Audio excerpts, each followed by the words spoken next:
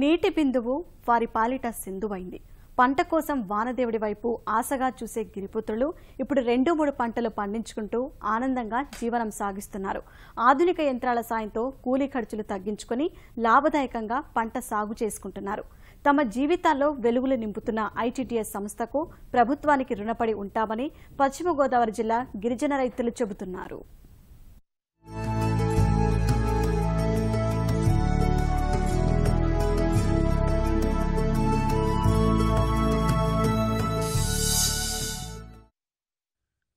పశ్చిమ గోదావరి జిల్లాలో 470 ఏజెన్సీ గ్రామాలు ఉన్నాయి. ఈ గ్రామాల్లో 4000 ఎకరాల సాగుభూమి ఉంది.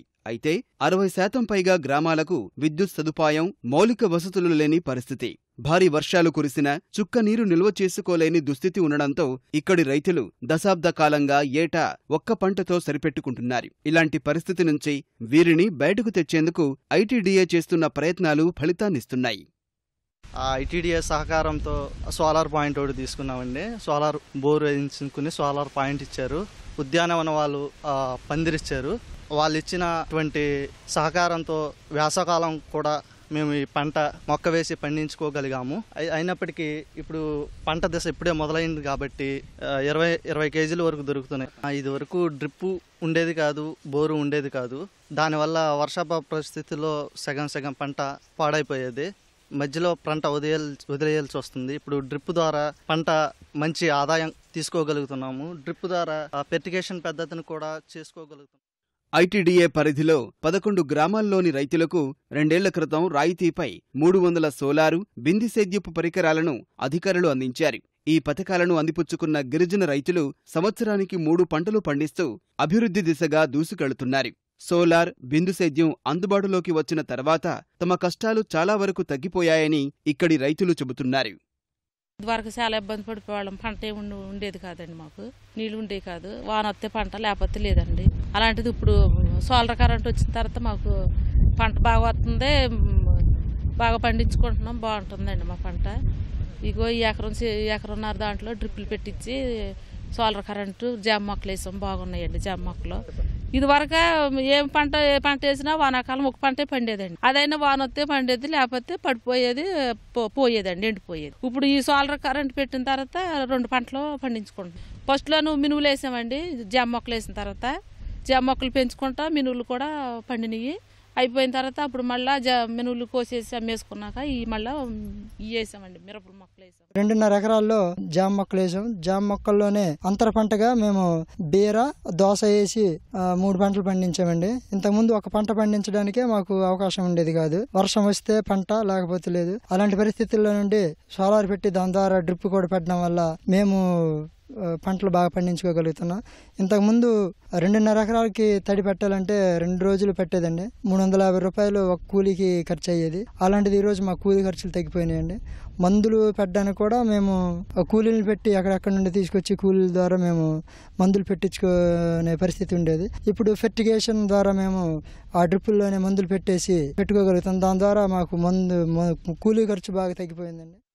వరి, కూరగాయలతో పాటు ఆయిల్ పామ్, నిమ్మ లాంటి ఉద్యాన పంటలను సైతం పండించుకోగలుగుతున్నామని రైతులు ఆనందాన్ని వ్యక్తం చేస్తున్నారు. మంచి ఆదాయం వస్తుండడంతో తమ జీవిత స్థితిగతులు మెరుగుపడ్డాయని చెబుతున్నారు.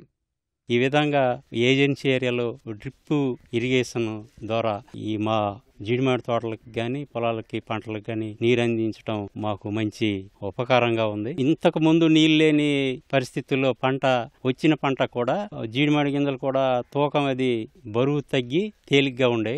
ఈ తడి పెట్టినందువల్ల ఈ వెయిట్ కూడా పెరిగి బాగా పుప్పు అది బాగా పూసుకొని వెయిట్ కూడా పెరిగి బాగా బరువు వచ్చి ఇప్పుడు కింటా అయ్యే తోటలుంటే ఒక్కొక్క ఎకరానికి 2-3 కింటలు వచ్చాయి. ఈ సంవత్సరం 2-3 రెట్లు పెరిగి ఎకరానికి వచ్చి 5 కింటాలు అలాగ వచ్చింది. చేత్తో వాటర్ వేసినప్పుడు చాలా ఇబ్బందిగా ఉండేది. కూలి కూడాను జనాలు రావటం, లేకపోతే మోటార్ కరెంట్ టైం ఇవ్వకపోవటం చాలా ఇబ్బందికరంగా ఉండేది. కానీ డ్రిప్ వేసిన కాడ నుంచి చక్కగాను మొక్క దగ్గర పడుతుంది, దిగుబడి బాగా వచ్చింది. తర్వాత దానివల్ల మంచి ఆదాయం కూడా పెరిగిందండి. యాక్చువల్గా అయితే పాస్ పుస్తకం ఇవన్నీ ఇబ్బందికరంగా ఉండేది. కానీ పిఓ గారు అతను లెటర్ రాసి ఆయన పీడీతో మాట్లాడి అన్ని చేసి ఆయన దగ్గర నుంచి చేయడం జరిగింది.